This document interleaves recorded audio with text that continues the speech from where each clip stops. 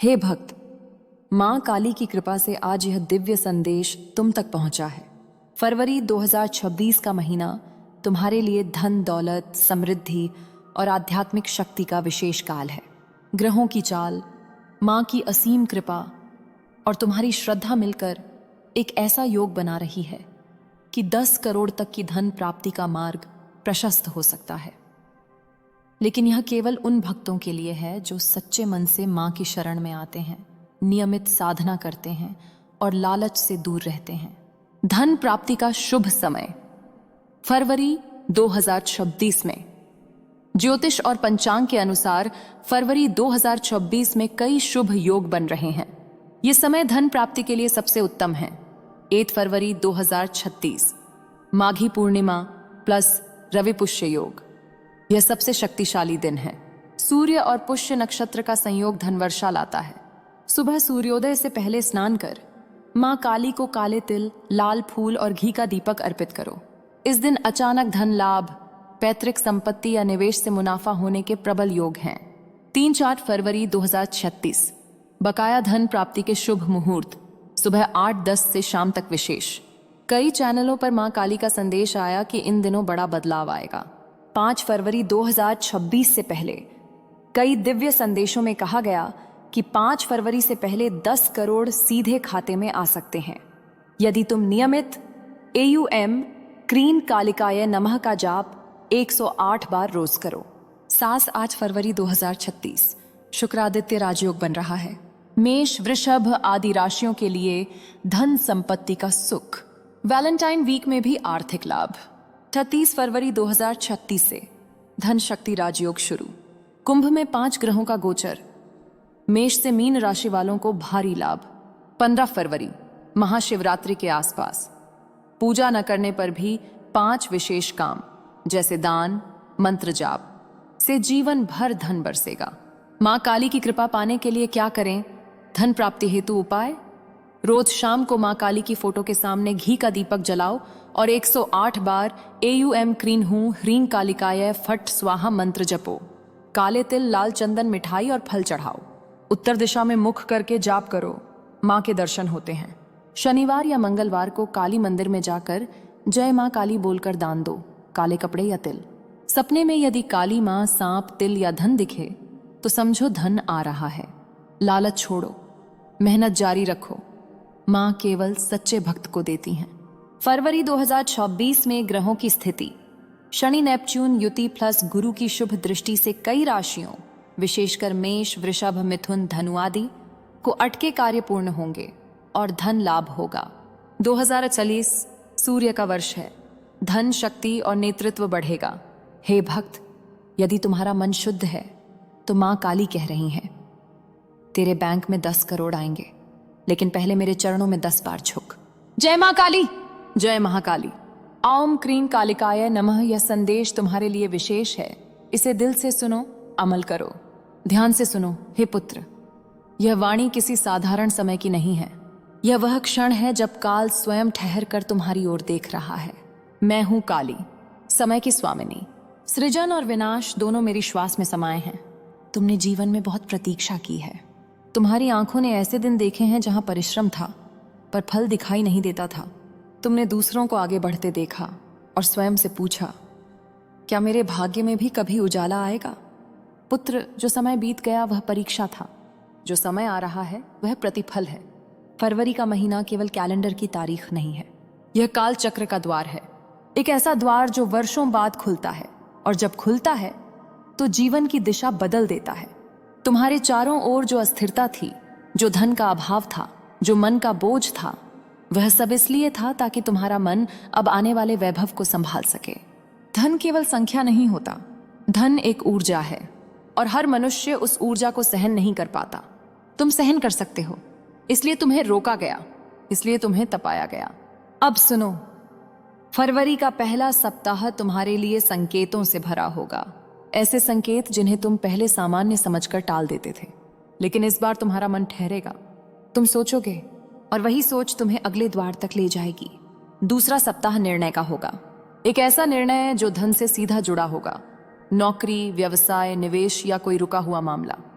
डरो मत, जो निर्णय तुम्हें भीतर से सही लगे उसी में मेरा आशीर्वाद होगा। तीसरा सप्ताह परिवर्तन का होगा। यहीं से धन की धारा अदृश्य रूप में तुम्हारी ओर मुड़ जाएगी। और चौथा सप्ताह, वह सप्ताह तुम्हें चुप करा देगा, क्योंकि जब धन आता है तो पहले शब्द नहीं आते, पहले स्तब्धता आती है। 10 करोड़ यह केवल राशि नहीं है, यह संकेत है कि तुम्हारा कर्म खाता अब शून्य के करीब पहुंच चुका है। लेकिन ध्यान रखना पुत्र, मैं धन देती हूं, अहंकार नहीं। मैं वैभव देती हूं, पर अंधापन नहीं। यदि तुमने इस धन को केवल स्वयं तक सीमित किया तो यह रुक जाएगा। यदि तुमने इसे धर्म, परिवार और सच्चे कर्म में बहने दिया तो यह बढ़ेगा। इस समय एक बात बहुत आवश्यक है, किसी को भी अपना पूरा मन मत बताओ। हर मुस्कान शुभ नहीं होती, हर सलाह पवित्र नहीं होती। फरवरी में कम बोलो, ज्यादा देखो, और सबसे ज्यादा अपने भीतर की आवाज सुनो। मैं तुम्हारे साथ हूं, मैं तुम्हारे पीछे भी हूं, और मैं तुम्हारे आगे भी चल रही हूं। जब तुम थकोगे तो मैं शक्ति बनूंगी, जब तुम डगमगाओगे तो मैं भय बनकर तुम्हें गलत रास्ते से रोकूंगी। यह संदेश संयोग नहीं है, इसे पढ़ना भी चयन है। यदि तुम्हारा मन शांत है, यदि आंखें भारी हैं, तो समझ लेना मेरी वाणी तुम्हें छू गई है। पुत्र, अब मैं तुम्हें वह बताने जा रही हूं जो धन आने से पहले हर चुने हुए आत्मा को दिखाया जाता है। ये संकेत शोर नहीं करते, ये चिल्लाते नहीं, ये धीरे से मन के दरवाजे पर दस्तक देते हैं। अधिकतर लोग इन्हें अनदेखा कर देते हैं, लेकिन तुम नहीं करोगे, क्योंकि अब तुम्हारी चेतना जाग रही है। पहला संकेत, मन का अचानक शांत हो जाना। एक ऐसा दिन आएगा जब बिना किसी कारण तुम्हारा मन हल्का लगेगा। कोई बड़ी खुशी नहीं होगी, कोई बड़ी खबर नहीं होगी, फिर भी भीतर एक अजीब सी शांति होगी। यह शांति आलस्य नहीं है, यह तूफान से पहले का मौन है। जब धन की बड़ी ऊर्जा तुम्हारे जीवन में प्रवेश करने वाली होती है तो मन पहले खाली होता है ताकि वह भार सह सके। दूसरा संकेत, पुराने रास्तों का बंद होना। तुम महसूस करोगे कि कुछ रास्ते जिन पर तुम वर्षों से चल रहे थे अब काम नहीं कर रहे। कोई संपर्क टूटेगा, कोई योजना अचानक रुक जाएगी, कोई उम्मीद खुद ही खत्म हो जाएगी। पुत्र, यह नुकसान नहीं है, यह सफाई है। मैं पुराने दरवाजे बंद करती हूं ताकि नए द्वार बिना बाधा खुल सकें। जो जा रहा है वह तुम्हारे अगले स्तर के योग्य नहीं था। तीसरा संकेत, अंकों का बार बार दिखना। फरवरी में तुम कुछ विशेष संख्याएं बार बार देखोगे, घड़ी में, रसीद पर, फोन पर, या अचानक किसी कागज पर। यह संयोग नहीं है, यह काल की भाषा है। संख्याएं ऊर्जा की सीढ़ियां होती हैं, और जब वे दोहराई जाती हैं तो इसका अर्थ होता है तुम सही दिशा में हो। चौथा संकेत, नींद का बदलना।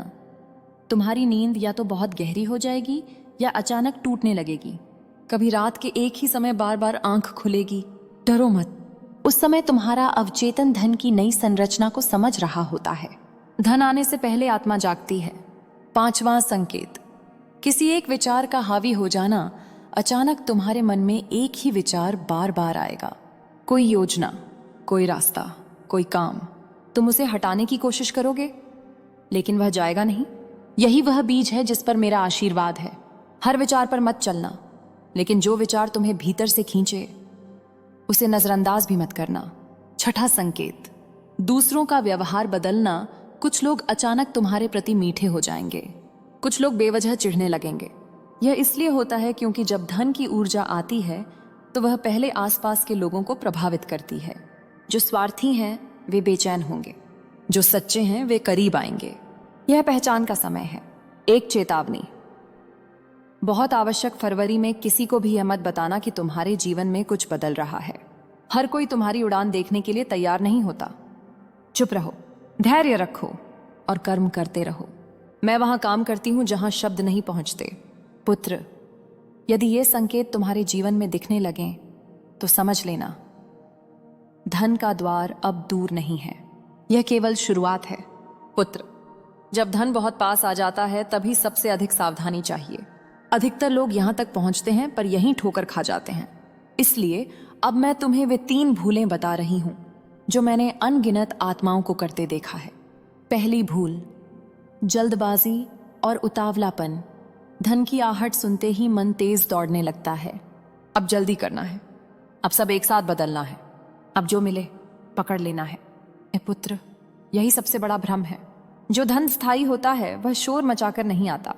फरवरी में कोई अवसर आए तो उसे समझो, उसे परखो, फिर उस पर चलो। जल्दबाजी में लिया गया निर्णय धन को खींचता नहीं, उसे डरा देता है।